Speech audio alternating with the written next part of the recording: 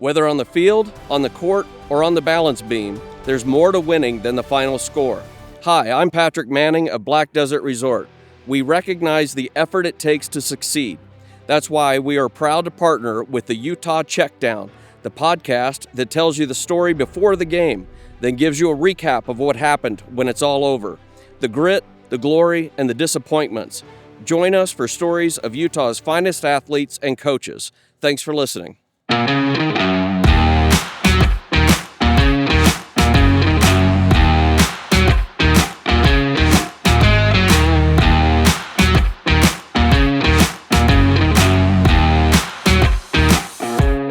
You're listening to the Utah Checkdown Podcast.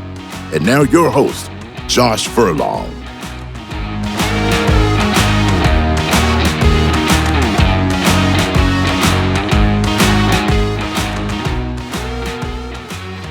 Welcome back to another edition of the Utah Checkdown Podcast. I am Josh Furlong and happy to be with you today.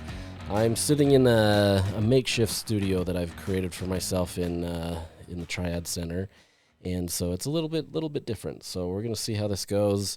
There's a few more people in the building than usual. So we're gonna see how this goes and hopefully not have too many distractions. So before we jump into this podcast, I want to tell you about our sponsors, Black Desert, who are helping with the KSL.com Beyond the Game video series.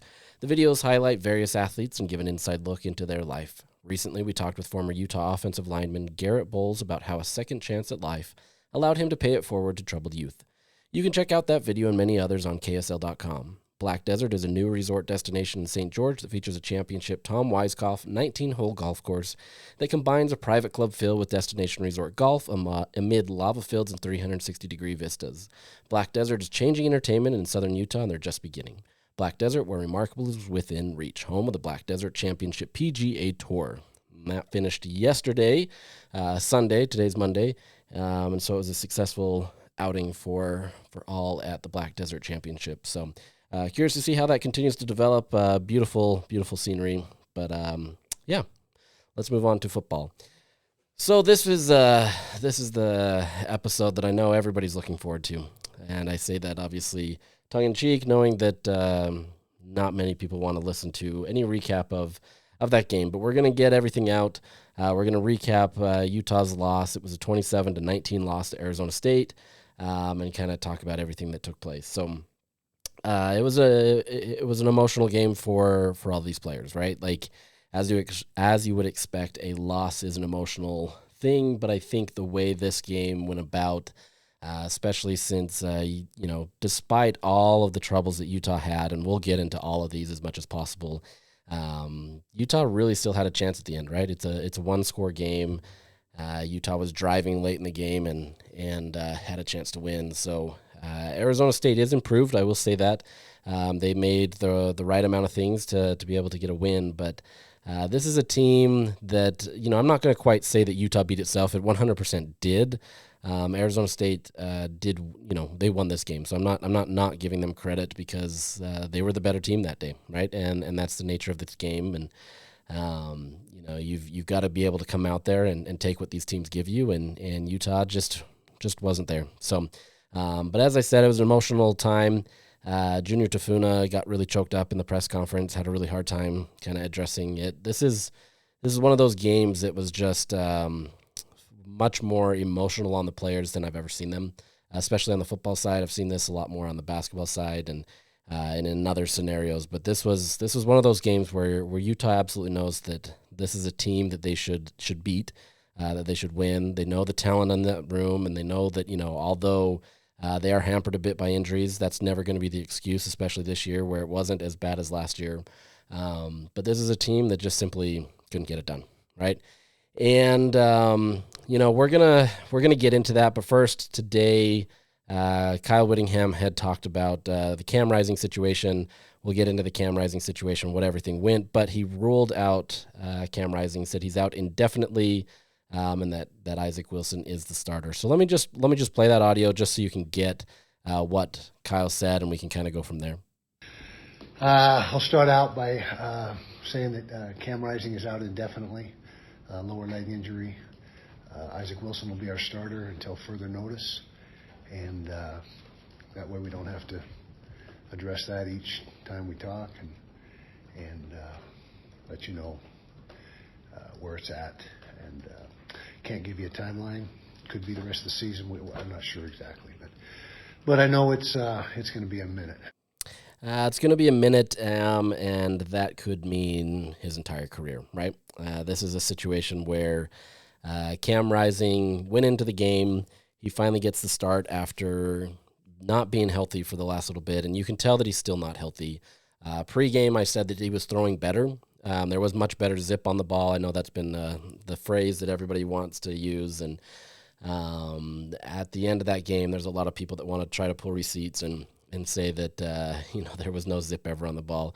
The reality is that Cam Rising got rolled up on early in the game. It was about 3 plays in. Defender kind of spun him around, twisted him, and landed on his right calf as he kind of forced him back, and that forced Cam to grab at his leg and then stand up, and he started limping. At the time of the injury, we see him coming up limping, and I didn't really make a ton of it other than he was limping, and you're like, okay, great. What now do we have to report on with Cam? But the reality is it hampered him quite a bit, right? And I didn't see the severity of it until we got to see a close-up video of it behind the line of scrimmage video that was posted on Twitter, and I got to see it, and you can absolutely see him get rolled up on. Honestly surprised that he played that game. This is an injury that had to have hurt tremendously. Kyle Whittingham said after the game that adrenaline can be a crazy thing, and it can kind of force you to keep going and make you feel like you can do whatever you need to. But the reality is Cam just wasn't healthy. He was already still a bit hampered by his hand. I would say that he had improved, but he wasn't fully healed, right? I mean, I think everybody knows that when you still have to wear a glove, you're not fully healed. But I think, I don't know this officially, but I think, he kind of got tired of hearing from people saying that he's just trying to scam Utah out of money and that he's just trying to sit on the sidelines. The reality is he was never healthy. Right. I mean, there was a huge desire from everyone involved, including himself, to be able to get on that field and to play. And as it started to get closer to that game, it shifted more. As I said, Isaac had taken all of the reps the week beforehand. The week of the Arizona State game, Cam did start taking all those reps, and I said it was trending in the right way, and it was. Cam was never going to be healthy, at least for that game. But he was going to give it a go and try to see. And, I'm not dumb. I know that the hand hampered him, but I have to imagine that foot injury or the leg injury, which I would assume, I haven't heard this from anybody, but I would assume it's probably something like a high ankle sprain. Maybe it's a meniscus tear. I know there's, doctors on Twitter want to say what they are. But this is it's an injury nonetheless that is going to keep him out for quite a while, if not for the season. And so, it's a tough situation to kind of be in that, where you're trying to give it your all. You're trying to do everything that you need to. Everybody watching that game, whether it was the broadcasters to the fans to anybody in the press box, everybody saw that he just wasn't 100%, right? I would have loved to have seen what he could have possibly done without the leg injury. Maybe he was, 75%, and that gives him something. Maybe it was more than that, and he could make those throws a little bit better. But the reality is he just wasn't there, right? Like it just wasn't in a situation that worked for Cam. And now, after all that's going to be the image that a lot of fans see when they think of Cam Rising, which is unfair to him. I know he's taken a lot of heat these last 2 years to no fault of his own. I know the messaging around Utah has been terrible. It hasn't been great. There hasn't been a good situation in terms of how they've handled this injury.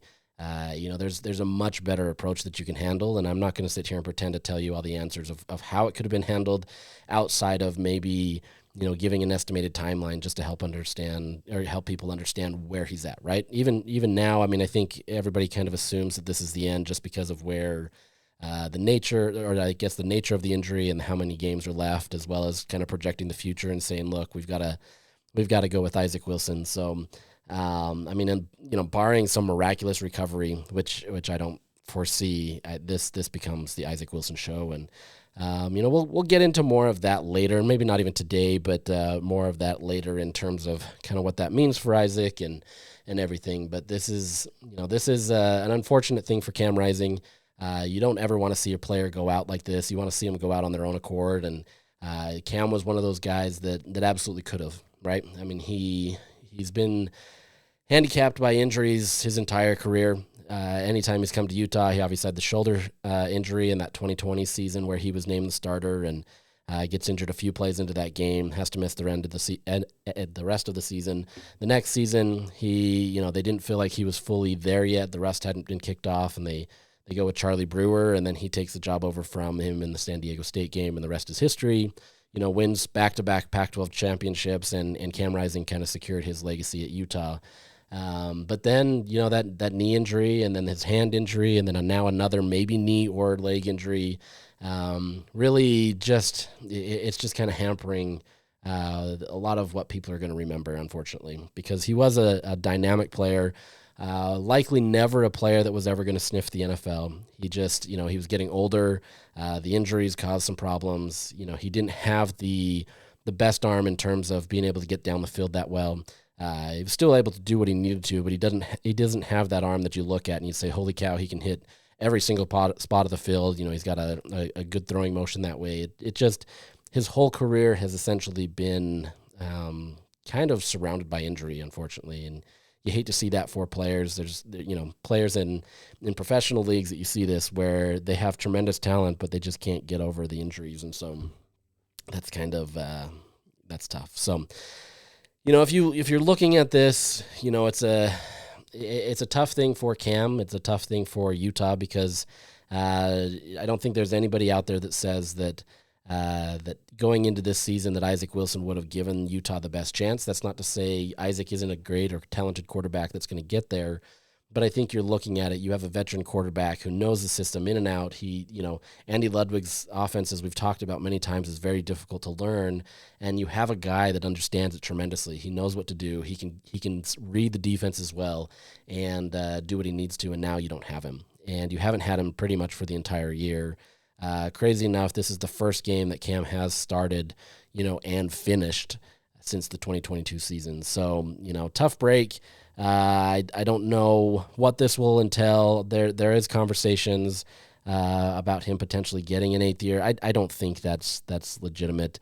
I've got an audio clip here, and let me play that actually because it talked about in this game. There was a lot of talk. I mean, a lot of talk in terms of should Utah take Cam Rising out of the game at halftime. Probably should have happened before that, truthfully. But there at halftime felt like a natural break point where, you can go into the locker room, you can kind of assess how things are going and then change it. After the game on Friday, Kyle Whittingham this to say. Kyle, obviously you get Cam back, but was there any conversation maybe at halftime knowing that he was injured to switch him up? Or? No, he wanted to play, and he felt very strongly that he wanted to stay in the game, and he's won a bunch of ball games for us. It was very apparent that he's not at 100%, but it's coaching decision to decide who gives you the best chance to win the game, and that's who you put in there. And like I said, Cam has been terrific for us in the past, and you can see the rust. It was 3 weeks off, 4 weeks, whatever it's been. But he's a heck of a quarterback, and he'll bounce back. That was like I mentioned, the immediacy of the game. That was Friday night.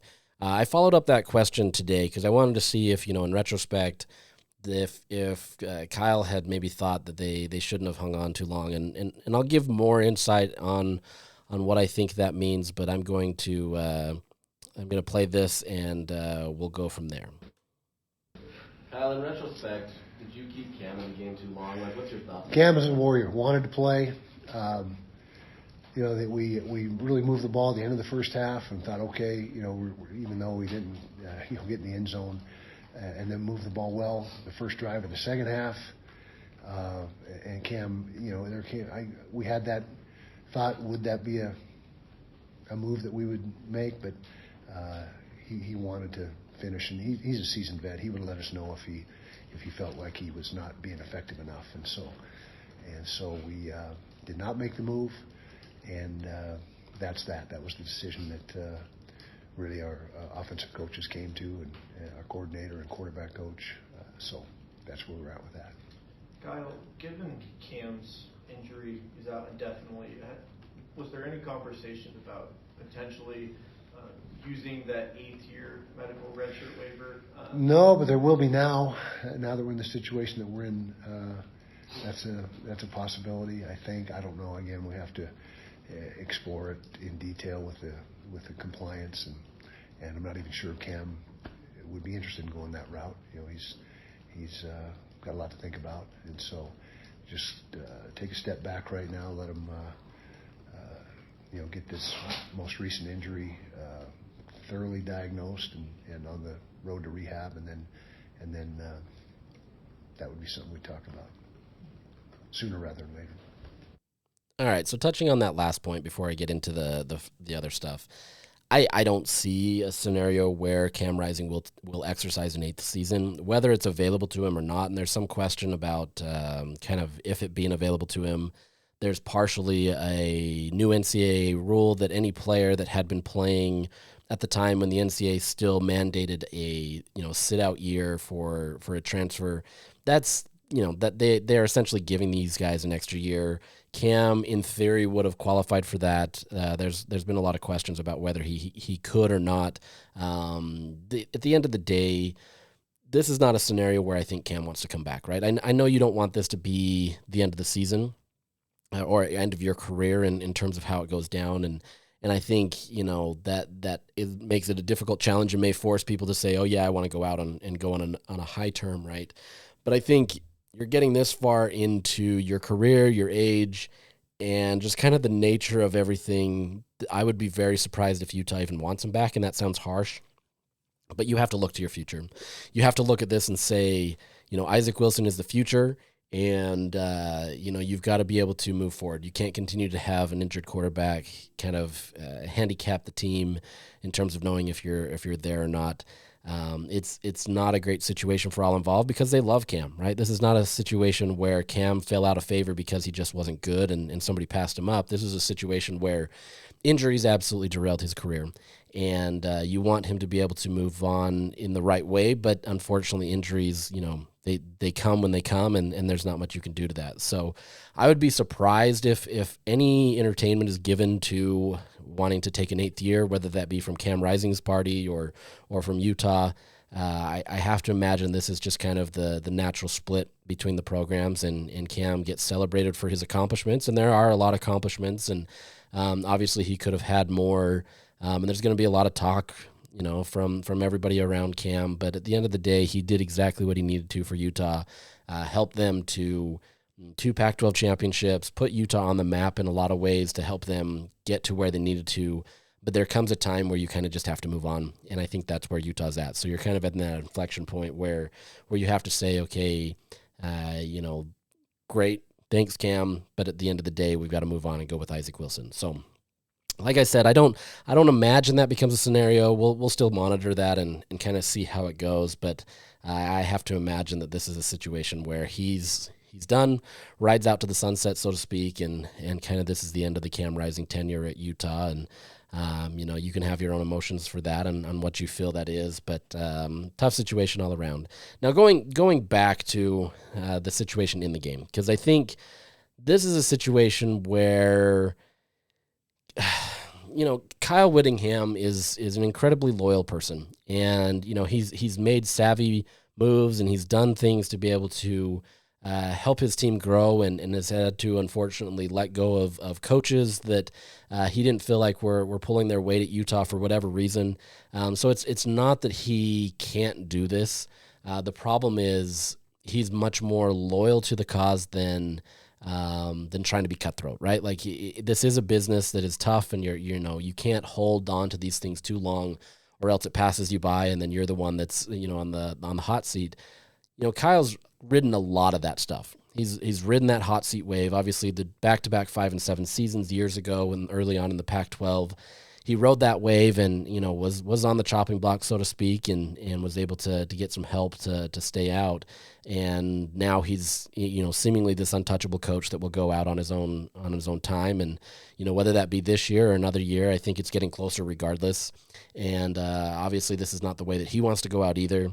But there comes a point where this loyalty to Cam Rising and for what he did for Utah, I personally think got in their way on Friday.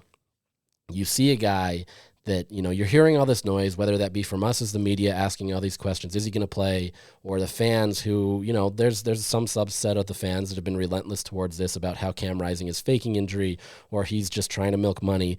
Once again, I'm dispelling all that. That's not how this is. You can see that he wasn't healthy. A tough situation for him and not great, but you hear a lot of that noise, right? And I think that kind of forces your hand in some ways to feel like you have to play. And I'm not saying that Kyle or Cam forced his return on Friday just to be able to appease fans, because at the end of the day, they don't owe it to anybody. They owe it to the health of the player and to the program. So if that is the case, that's up to them.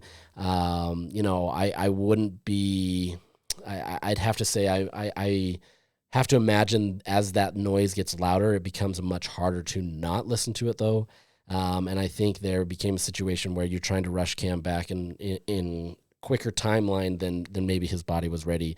But at the end of the day, you didn't foresee another injury, right? You didn't see that he was going to get injured, on the third play or whatever it was, and derail what was going on. If there was a few errant passes, from Cam because, maybe his grip wasn't as great as it needed to be, you can live with that. But, a game like what took place on Friday is just unacceptable, honestly. And I think there comes a situation where Kyle had to look at that and say, we've got to move on, right? And I understand, like, looking at this, I've looked at this so many different ways.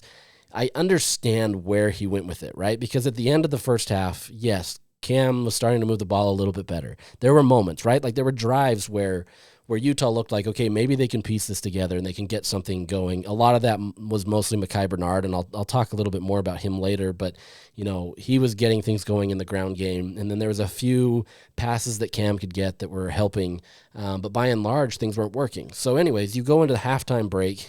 At halftime, Cam Rising had thrown for 91 yards, already had one interception, his first of his season, one sack. That was the only sack he took that game. But was 7 of 19 passing. That's 36.8% for those that don't want to do the math. That is an incredibly low number. That's not an acceptable number to have, right? And I get that you'll live with that for some players like him who are trying to work through stuff and you're trying to get to where you need to be. Maybe if we give him extra time that things are going to change, right? I don't think that was there. There was no touch on the ball. He was either overthrowing passes or he was mostly underthrowing passes. You were starting to see guys like Brant Keithy, his guy, right? Like Brant Keithy and Cam Rising are like, they're tied at the hip in a lot of ways and on their friendship. You could see how frustrated that was making Keithy. You were seeing how frustrated it was making other players, because when you look at this, there were so many routes where players were open, and you could see Cam sitting in that pocket knowing that he just physically couldn't get there, right? He couldn't even get to the out route pass of a 7-yard play or even behind the line of scrimmage too often. It would just go at their feet. And so it became a very difficult situation for them, where you're frustrated because you can do this offense can move the ball, but Cam, your starting quarterback, the guy that you've loved forever, can't do it. And as players, it's not just about Cam, right? It's not just about a game. You're looking at somebody like a Brant Keithy who's got NFL aspirations, and even he's on a limited timeline. You've got Dorian Singer who's got NFL aspirations. All of these guys are trying to do something with their life. A majority of them won't probably sniff anything, and they'll probably just have this as their final spot. But there's guys that they're trying to get their stuff as well. And so when you have a quarterback back there, not only is it frustrating the offense because they can't move the ball, it's frustrating their ability to kind of put stuff on tape. It's frustrating everything all around because now the defense has to go back out there and do it. At the end of the day, this became a loyalty thing for Kyle Whittingham, where he said, look, he's meant so much to our program, we want to stick it out and go with him.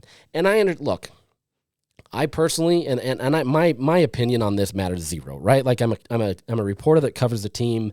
I'm not supposed to have an opinion in terms of like what I think Utah should do in terms of that kind of stuff, right? Like my job is to report it, present it to you as the fans, and let you make accurate decisions. But obviously, like you go into this game and you're watching this and you see this effort going into halftime, and you have to say, okay, they have to have that conversation to make that change. If they're not having that, that is you're not doing your job, because you have to have that conversation. So Kyle says that they essentially have that conversation. I don't know to what extent that was. If they came to him and says, Cam, you're not playing. Obviously, in those sound bites that I had you listen to, it was Cam saying that no, he was adamant that he could go. Look, I'm willing to stick with that, and I'm willing to say, okay, give him one more series in the second half. If things don't go well, you're going to pull him. The problem is it just never really got any better. And yeah, there were moments, right? I understand where you can look at that and say, okay, there were moments in the second half where Cam was doing better. And, maybe we were moving the ball a little bit better in their eyes, right? Like that's what you're looking at. At the end of the day, it just really turned into a situation of being too loyal to a player that has meant a ton to your program. But there comes a point where you have to cut your losses and say, look, Cam, you're not ready right now. Let's give it a look and do it. Like Kyle saying that Cam, being a veteran guy, would tell us when he can't go. Yes, that has happened in some situations, right? That Washington State game, you can kind of 2 years ago, you can say he said that he couldn't go. But when you're listening to all this noise, and I guarantee you Cam's heard this in some respects, right? As much as you want to avoid it and do all that, and I hope for his sake that he has avoided a lot of that, there's going to still be some hangover, right? I know his family's experienced that. I know there's people around him that has experienced that. That wears on you, and you get, it's exhausting, and you don't want to hear that. And so if you're thinking you're in this game, you have tremendous amount of confidence in your ability to kind of turn the tide. Of course, Cam's going to stay in there and say, I can do this. It's just a leg injury, whatever it is. Let's call it an ankle injury. I can stay out there. It's not bothering me right now. Do whatever you need to keep me going, and I'll do it. The problem was he just wasn't able to. And you have to, as a coach, be able to move on and say, Cam, you've meant so much to this program. This is not the way that it's going to go, but we've got to move on and we've got to do what we need to. And yeah, it puts Isaac Wilson in a tough spot, but you're looking at that. And Kyle's talked about this several times, saying, I have to go with the guy that is going to give us the best chance to succeed. And they didn't. At the end of the day, they didn't, right? Like, I know that he knows that. I know that he wants to be able to say that he did what he knows he needs to do, but at the end of the day, he went with the guy that he felt most loyal to. That's not a knock on Isaac Wilson. It's just more trying to give him, Cam Rising, a chance to be able to push forward and do what he needs to. Try to give him another chance to do it, because if he can play, or even if this was it, if they knew that this was probably his last game because of what the injury probably is going to be, they want to give him that one last, ride out on the sunset on your own high. And yeah, okay, you come out and you come win this game-winning drive and you beat Arizona State. And yeah, it's a team that you're not, probably supposed to win by that, close of a margin. But look, you did it. Now we're going to sit you the rest of the season because you're injured. At least you got out on a high, buddy. That kind of conversation. But it just never materialized, right? It just never came, and it changed the kind of dynamic of the game. And for an offense that was already struggling to kind of move the ball, especially in the red zone, once again, the play calling just didn't help, right? You have you have different scenarios, and I tweeted about this one. I try not to get into this one, but you have a play where, 3 to 5 plays prior, Cam Rising had just been rolled up, and they decide to flex him out and pretend like he's a receiver. Now, look, in no world am I imagining that Cam is going to be the receiver, right? But I think in a scripted play like this from Andy Ludwig, you have to kind of change that. You have to say, look, our quarterback is hurt, and any chance that we get to force him to run is only going to make matters the worst, right?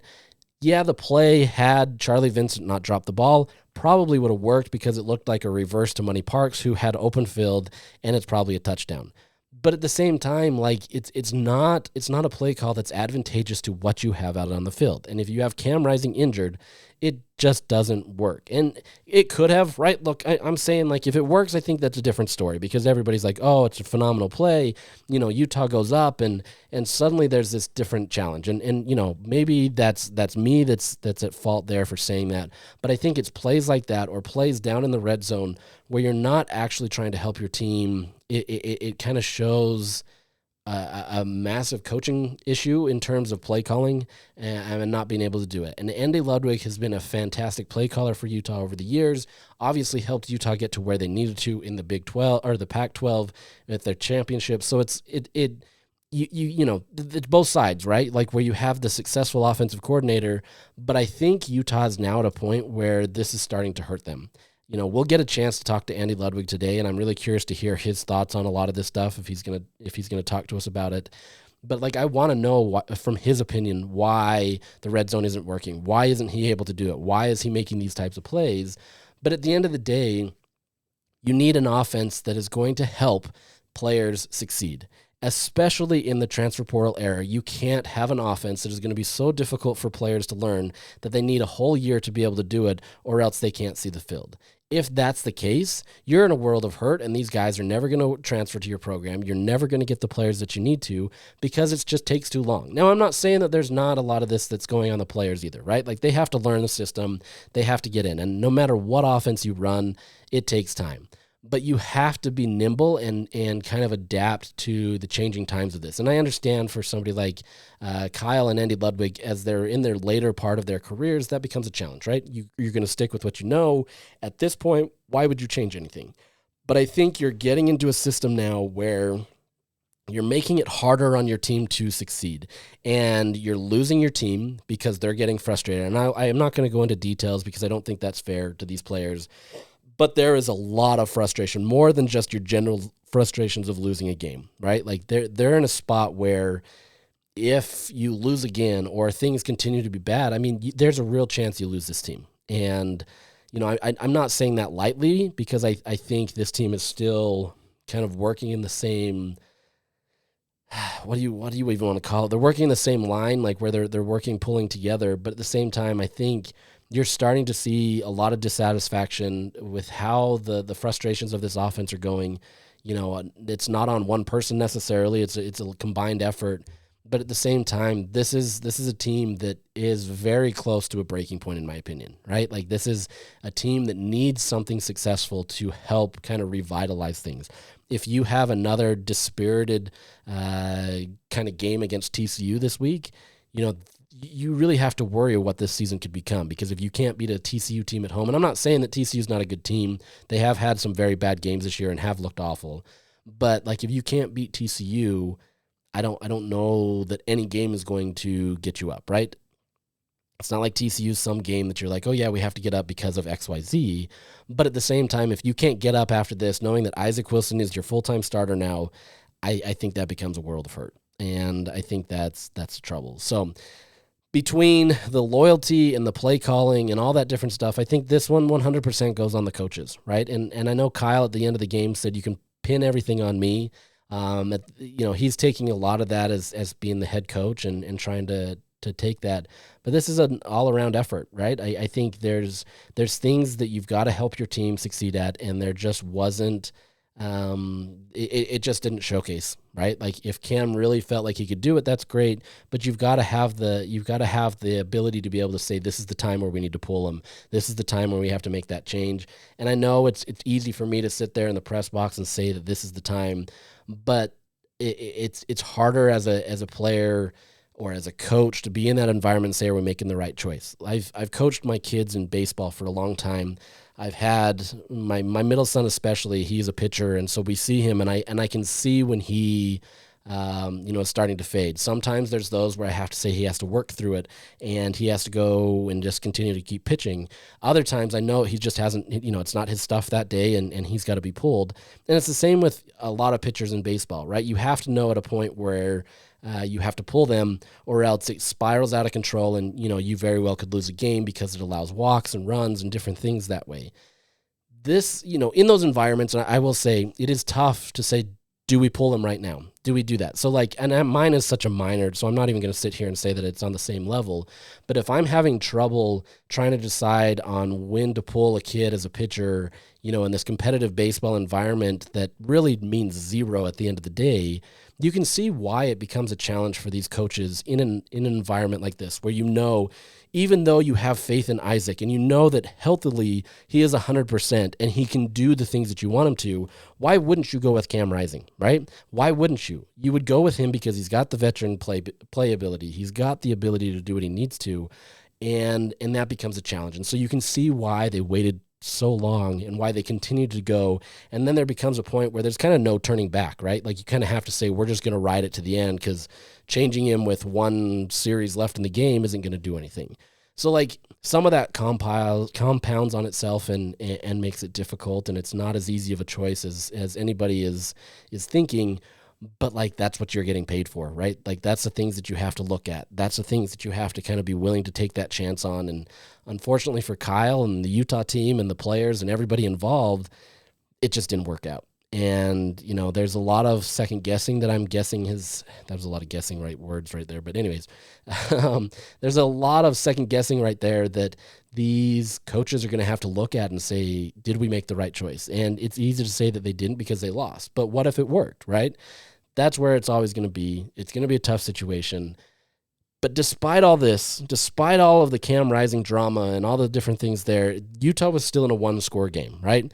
Cam Scattaboo was absolutely dicing up Utah, but it wasn't, I would say it wasn't these huge, gashing plays all the time, right? There was times where, Kyle said that they missed 19 tackles on Friday. That absolutely rings true. So like, it's there. Cam Scattaboo is been great at being able to get guys to miss. So it's not just a Utah thing. This is all teams. But at the same time, Utah has been much more disciplined there. As I mentioned last week, they've held him to what I think it was 31 yards, the season before. And there's a lot of differences in that, so it's not fully the same. But for the most part, that defense had held him well, right? To within reason, right? It wasn't something that it was just like he's been rushing on him all day. He's up to 250 yards, and we just literally can't stop him. He was doing well. It wasn't until the end of the third quarter and the fourth quarter where it really just kind of rained on him, right? This is where all of a sudden Cam Scattaboo makes a couple misses in tackles and suddenly sprints down the field for a 50-yard touchdown run. Felt like the end of the world for a Utah team that couldn't move the ball. They were struggling. Everything was going on. But even after that 50-yard touchdown run, Utah still had two chances to score. They put themselves in a position to be able to do what they needed to. I should say two more chances where the game was still in reach, right? Not that it wasn't in reach at the very end because it was still a one-score game, but, within reason. So you get him scoring that 50-yard touchdown run. Utah then gets the ball. They mostly hold firm. Utah goes on a 10-play, 55-yard drive. But unfortunately, there's a holding penalty on 3rd and 5 that pushes them back to 3rd and 15. Rising then completes a pass to Mekhi Bernard for 7 yards. And so you're not. Once again, this is where, the struggle came, where you're in a 3rd and 15, and I'm not saying you had to get all of those 15 yards because that's a challenge. But on a 3rd down scenario, you've got to get a lot. And 7 yards is actually, it's good in that situation. It's still not quite considered a successful play because you needed much more yards there. You have to have technically 100% of yards for it to be successful on a 3rd down, even if it is 3rd and long. That's just the nature of it. Yes, you're in 4th down territory, and so it works. But that's the nature of it. 7 yards just isn't going to cut it. You've got to be able to look for more. You'll take the 7 yards because that prepares you for a 4th and 8th, but you've got to be able to get more. So whatever. You get to the 4th and 8th scenario. This is a situation where Utah faced in Arizona, where do you kick the ball? You take the free points. You get there. Yeah, the deficit is still, you're still in a deficit, but at least you're closer. Maybe it gives you a chance that if you go down and you kick a field goal, I can't remember. I think they would have taken the lead by a point or they would have tied it. I can't remember, and I forgot to put that in my notes. But you go down and you have, that scenario where it's either that or you decide to risk it and go for points. Utah's trying to go for the points, right? And crazy enough, it almost works. kind of. Rising completes a pass to Money Parks for 4 yards, but Cam Rising is pressured. He has to do it quickly, and nothing works, and it's a turnover on downs. And you know why it didn't is because they knew Cam Rising was injured. He can't make the deep passes for the most part. He had a few, and deep probably not right. It's probably more intermediate. But he made a few, and that will help you. But they're going to load up that box and they're going to put pressure on him. And so the QB hurry was there, and he had to dump it off quickly to Money Parks for 4 yards, and nothing materialized from that. Okay, so you get the turnover on downs, so be it. Utah then holds the next series, goes well. They get the stop. I think it was a 4 and out for Arizona State. And then Utah, because they're in plus territory, they're in Arizona State territory, you're thinking, okay, this is their chance finally. They can do it again. They get a 10-yard pass to open it up. First down, everything's great. You're moving the ball. The next down, first and second downs, it's a run play to Mekhi Bernard, 0 yards on that. They weren't plays that were really going to be advantageous for him. They're right up the gut. They didn't work. They were going to load up that box and force something else, and Utah goes nowhere. You then go 3rd and 10. Rising completes a pass to Dorian Singer for 7 yards. It looks great, right? Like, okay, so yeah, you didn't fully get another successful play because it was only 7 yards again on 3rd down, but at least you're 3 yards, to the first down marker this time. You're on the 12-yard line. There's a good shot that you can do it. The next play actually worked phenomenally. Despite all of the struggles and the frustrations that have been had, everything works well. Rising completes a 12-yard pass to Micah Pittman. Everything's great. It's a touchdown. Everything is looking up for Utah. Hey, maybe they did the right thing. They kept Cam Rising in. Oh, wait, it's got called back for a personal foul. I don't know, man. Like this, it was a ticky-tack. If anything, it's a tough situation for Utah. At the end of the day, they chose to call that. That's what happens.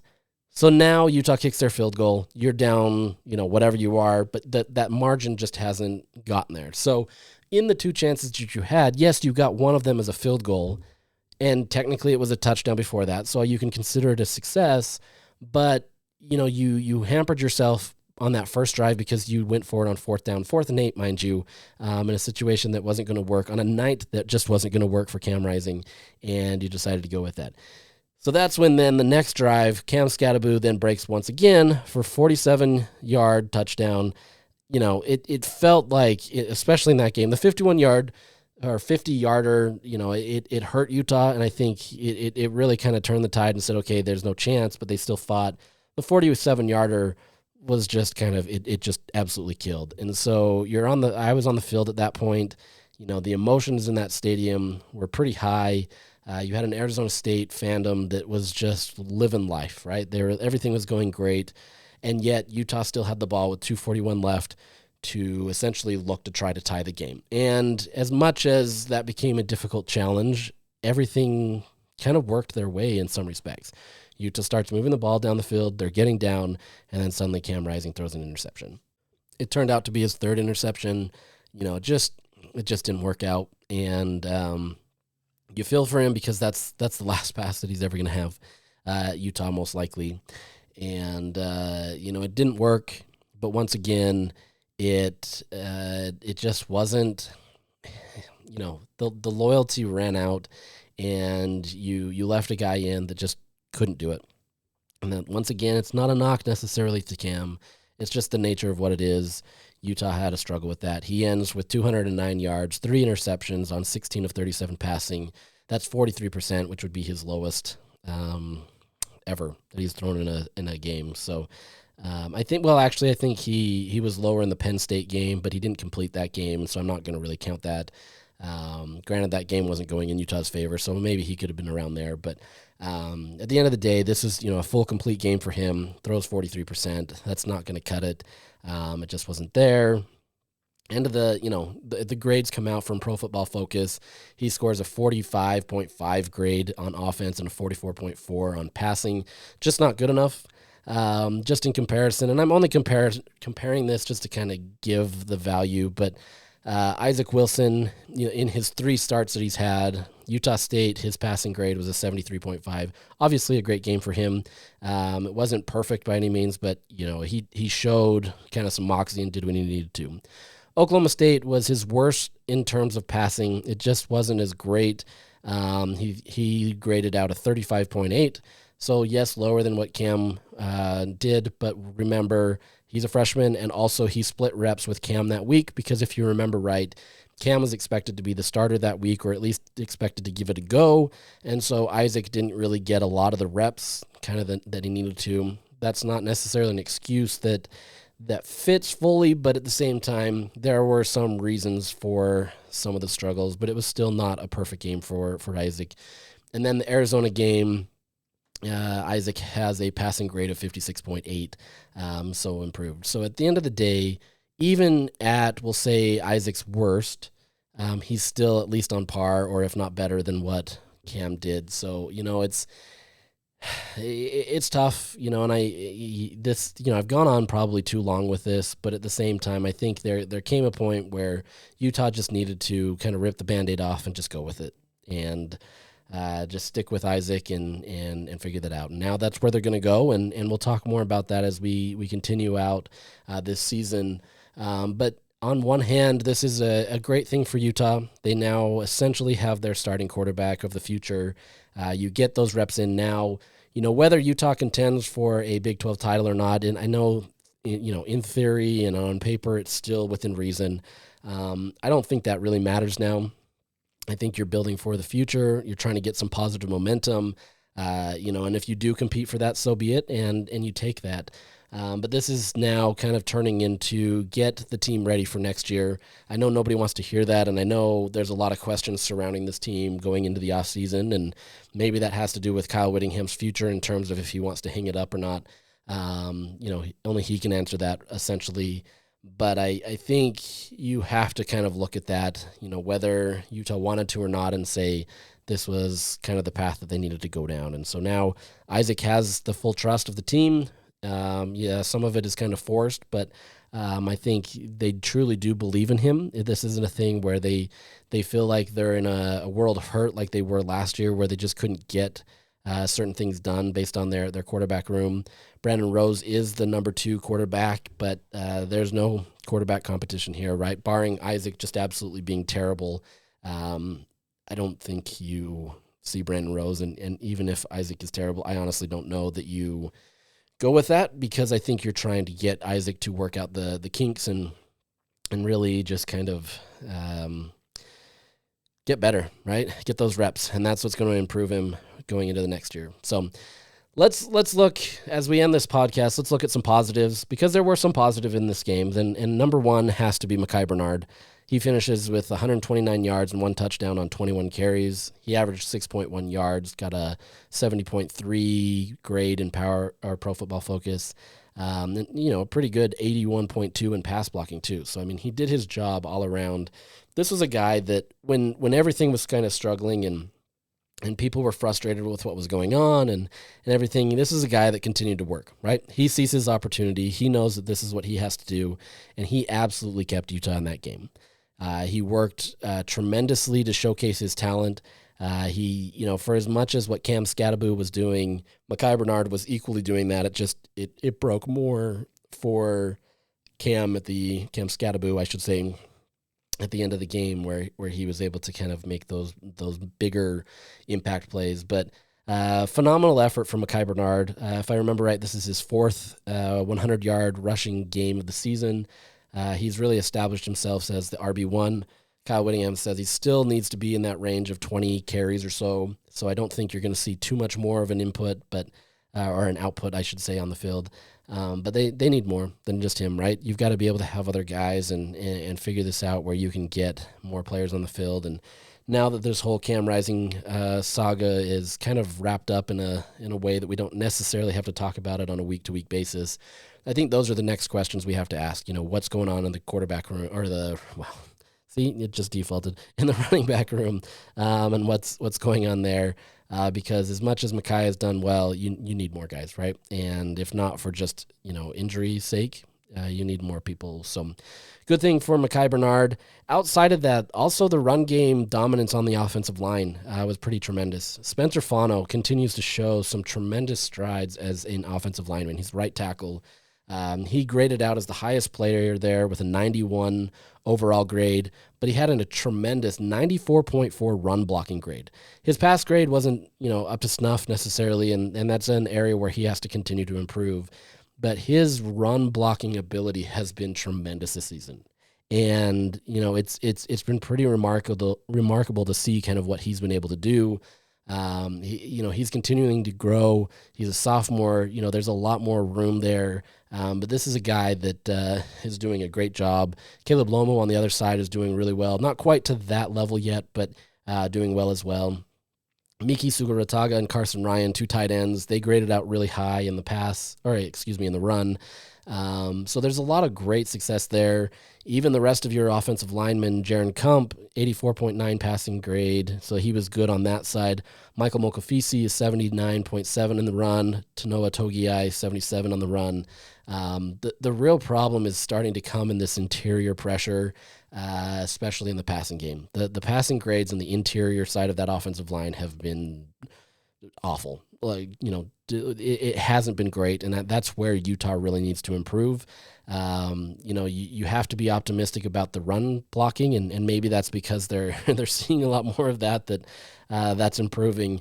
But for this Utah team to advance beyond just, trying to get Isaac up to the level that they need him, that offensive line needs to be better in pass pro. And, if they can't get there, that's going to be another long day, and it's going to be a challenge. And so some great things from them, but it's not quite all success yet. So that's kind of where we're going to go at with today. I know it's pretty heavy on the Cam Rising stuff, and, we got to get it out of the system, I guess, but you hate to see it for him. It's a tough thing to be able to go out like that and not necessarily go out on your own. We'll see if he gets any more reps this year. I would be surprised, just the nature of the injury and kind of where it's at in the season.